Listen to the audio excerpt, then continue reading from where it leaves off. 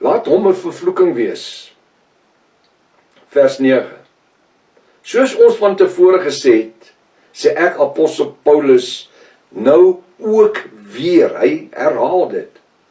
As iemand julle 'n evangelie verkondig in stryd met dit wat julle, ook ons vandag, ontvang het, laat hom 'n vervloeking wees. Nou wil ek weer sê, die tyd toe hom Thys met my begin het oor die geopenbaarde name, so 15 jaar gelede, ek van my kop afgeraak.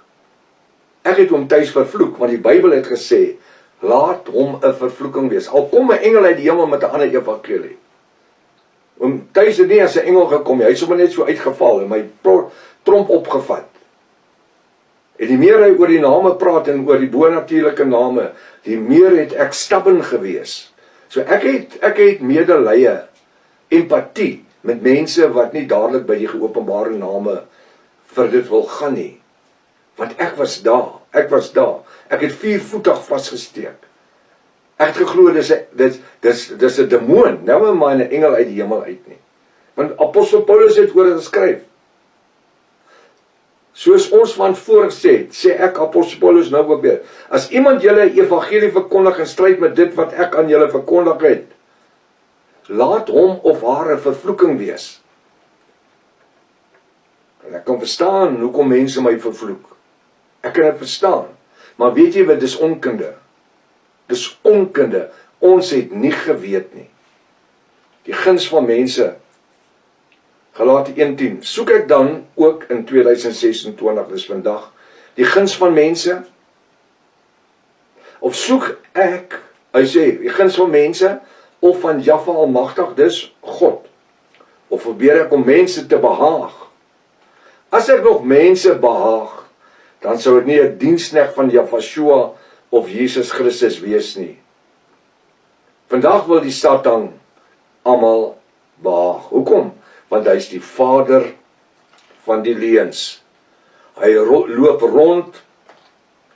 rond en hy steek vure aan en hy's besig om die koninkrykswerk van Jahwe te probeer verwoes. Maar weet jy wat, hy's uitgeklaar in Golgotha se heuwel 2000 jaar gelede, 2020 jaar plus, was hy uitgeklaar op Golgotha se heuwel, want die woord sê, Jahwe, dis Jesus Christus, het hom nakend tentoongestel in die publiek.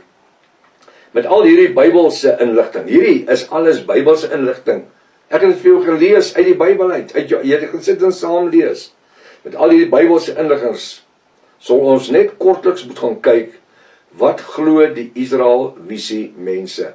Nou ek wil net sê, ek is nie van plan om alles wat ek oor die Israel visie ouens gedoen het, oor die leen van die Israel visie teologie, oor te doen nie. Ek het nie tyd vir dit nie. Hier's te veel goed wat ons by die Engelse woord sê, by die crunch wil uitkom. By die goed wat Japie van Zyl sê, en wat hy glo, en wat hy verkondig. Waar kry sy inligting? Hoe kry sy inligting? Wie voor hom het hom die inligting gegee wat hy, dis wat ons nou gaan kyk. Maar ek wil tog sê, as u tyd het, en ek nooi u, as u nuwe kykers is, gaan kyk op YouTube na my reeks, die leen van die Israel visie teologie. Gaan kyk na dit, gaan luister na dit. Halleluja. Wat glo die Israel visie mense? En die mense wie glo dat hulle die verbondsvolk is. Ja, dit is presies wat Japie van Zyl sê. Hy is die leier van die verbondsvolk. Verbondsvolk. Met wie het hy 'n verbond gemaak? Die verbondsvolk, Israel. Nou, ek wil net so terloops vra, wat die een? Is dit die 10 noordelike stamme, of is dit die stam Israel? Van watter groep stam jy af? Want as 10 noordelike stamme wat die heidene geword het, wat hulle glo weer, nee, dis die 10 noordelike stamme. Vandag. Hulle kom uit die 10 noordelike stamme, terwyl my Bybel sê, daar is 'n lyn met Jakob bo, 12 seuns in 'n lyn. Dan het ek Juda, en ek het Josef, die 2 broers. Juda trek ek sy streepie bietjie langer, Josef het 2 seuns, Manasse en Efraim. Efraim, Josef se seun, trek saam met sy oom Juda weg. Nou het ek Efraim en Juda, en hulle vorm een stam, Israel. Uit hulle 2 word Israel. Daar was nie 'n stam Israel nie. Jahwe sê vir Abraham, jy's Israel, bedoelend, uit jou, uit hierdie volkere wat uit jou uitkom, gaan Israel voorkom. Dis wat dit is. En dan het Efraim en Juda weggetrek, en dan later in die Bybel dan sien ek dat Efraim en Juda het later oorlog gehad, en dan is Juda die een van wat voortbeweeg, waaruit die bloedlyn van Jafashua se vader Josef, Josef is nie die vader van Jafashua nie, maar ook Miriam uit die stam van Juda. Die Bybel praat van die leeu, die stam van die leeu van Juda. Koning Dawid praat daarvan. So hoe wonderlik is dit? Die leeu is die koning van die diere in die koninkryk van die diere.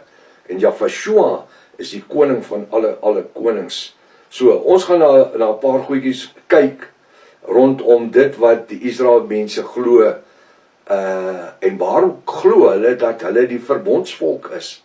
En wat se ding is 'n verbondsvolk? Is daar 'n verbondsvolk wat bestaan vandag? Wat het van die verbondsvolk gebeur?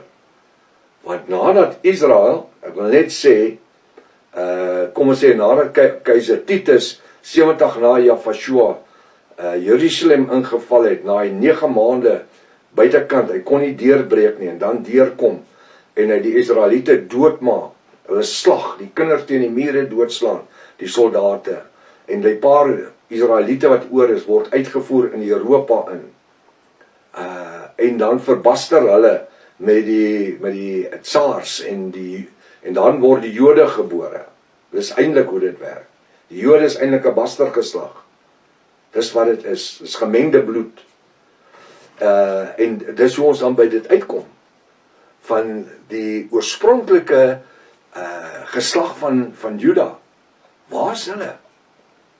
Waar is hulle? Hoe het hulle voortbestaan tot vandag toe? Waaruit Japie van Zyl en sy volgelinge dan sê, ons is uit die geslag van Juda, en die geslag van die leeu van Juda. Ons gaan kyk na dit, en dan in die volgende mond weer, dan sê hulle is uit die 10 verlore stamme.